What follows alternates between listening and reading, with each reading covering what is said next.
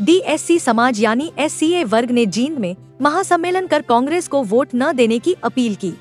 जींद में डीएससी महासम्मेलन में 20,000 के करीब लोग पहुंचे। डीएससी के प्रवक्ता ने लोगों से हाथ उठाकर कांग्रेस को वोट नहीं देने की अपील की।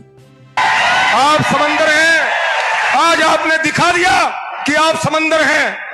आप विशाल समंदर, अपनी ताकत को पहचानिए, अपनी हिम्मत को पहचानिए, अपने जोश को पहचानिए, अपने जुनून को पहचानिए। और इसी प्रकार यदि आप एक रहे, ये डीएससी समाज आप एक रहा है, तो 2 दिन दूर नहीं कि ये आपका हक आपकी झोली में होगा। और हमें वो मंजर याद है 2008 का, जब देवीदास और हम भूख हड़ताल पे बैठे थे रोहतक में। उस अंदर हुड्डा ने, उस निर्दयी आदमी ने हजारों निहत्थे लोगों पर लाठियां चलवा करके हमारे लोगों को अपाहिज किया था, हमारी माताओं को, हमारी बहनों को लाठियां मार करके अपाहिज किया था।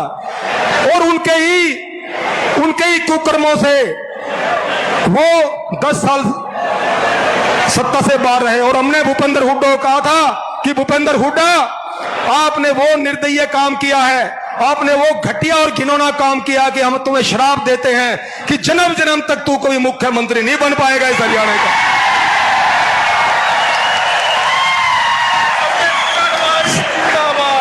और हम पूरे हरियाणा में हमने चाहे यथ यात्रा के माध्यम से और चाहे अपने पूरे ग्रुपों के माध्यम से हमने अलग जगह रखी है। और मैं एक विनती आपसे, एक पैर पे खड़ा होकर के, एक टांग पे खड़ा होकर आपसे हाथ जोड़ के निवेदन करता हूं, आप एक बार हाथ खड़े कर लें। समाज के लोगों, आपके लिए हमने त्याग बलिदान किया, 18 साल खपा दिए, 6.5 साल जेलों में बिता दी, हरियाणा की 6 जेलें काटी हैं। धरना, जुलूस, प्रदर्शन, आमरण, जेल यात्राएं, पद यात्राएं। एक बार दूर हाथ खड़े कर लो सभी मंच के लोग भी। और ये दर्द बोल रहा है सीने में, कोई राजनीति नहीं है, ये दर्द बोल रहा है। जहां तक भी आपकी आवाज जाए, अपने रिश्तेदारों में, भाईचारे में हाथ जोड़ के बोलना कि कांग्रेस को वोट नहीं देंगे।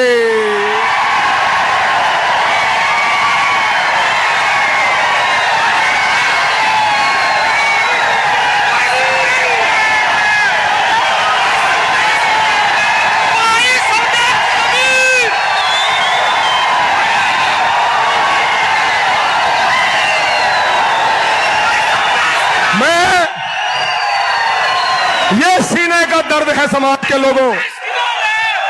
जिस कांग्रेस सरकार ने, जिस कांग्रेस पार्टी ने हमारे बच्चों का निवाला हमसे छीन लिया, जिस कांग्रेस पार्टी ने हमारे बच्चों पे की पीठ में खंजर घोंप दिया, उस कांग्रेस को नाकोचने चबाने, और वो नाकोचने केवल आप चबा सकते हो, केवल आप चबा सकते हो।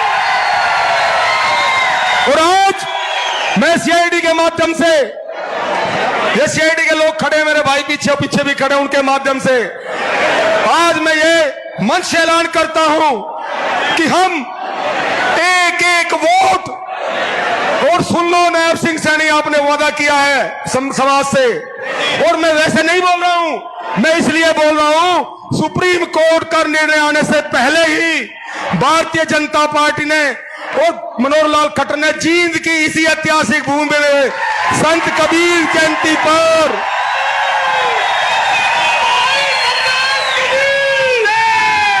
जींद की इसी ऐतिहासिक भूमि पर सुप्रीम कोर्ट के निर्णय आने से पहले ही आपको शिक्षा में करके दिया है। आज आपके बच्चों को जेबीटी में, ओटी में, बीएड में, इंजीनियरिंग में, डॉक्टरी में, पीजी कोर्सेज में एडमिशन मिल रहे हैं। और जिस सरकार ने हमें सुप्रीम कोर्ट के निर्णय आने से पहले ही आधा हक दे दिया, और मुख्यमंत्री से 3 सत्र की वार्ता हमारी हुई है, और मुख्यमंत्री ने, मैं झूठ नहीं बोलता, अगर झूठ बोलूं तो यहीं पे दफन हो जाऊं समाज के लोगों, कोई त्याग और बलिदान और कुर्बानी की है, कभी कुछ नहीं मांगा।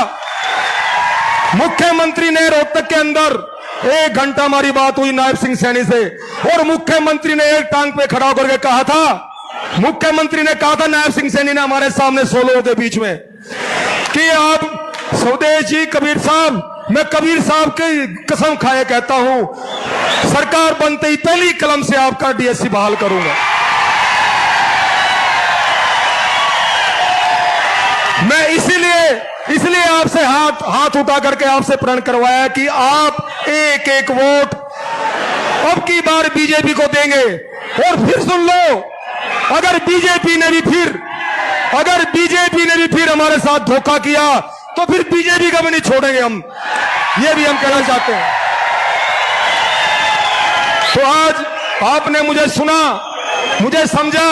हे माताओं, हे बहनों, जहां तक आपकी आवाज जाए समाज में, अपने रिश्तेदारों को फोन कर दो कि अब की बार वोट बीजेपी को देंगे आप। स्वदेश जी बहुत बहुत धन्यवाद।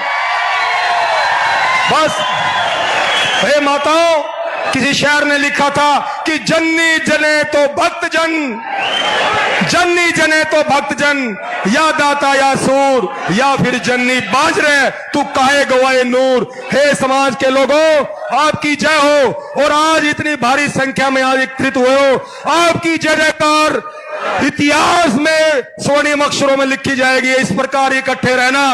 और समाज का कोई भी नेता जब समाज को बुलाता है तो इसी प्रकार आपने इकट्ठे होकर के अपनी एकता का परिचय देना है।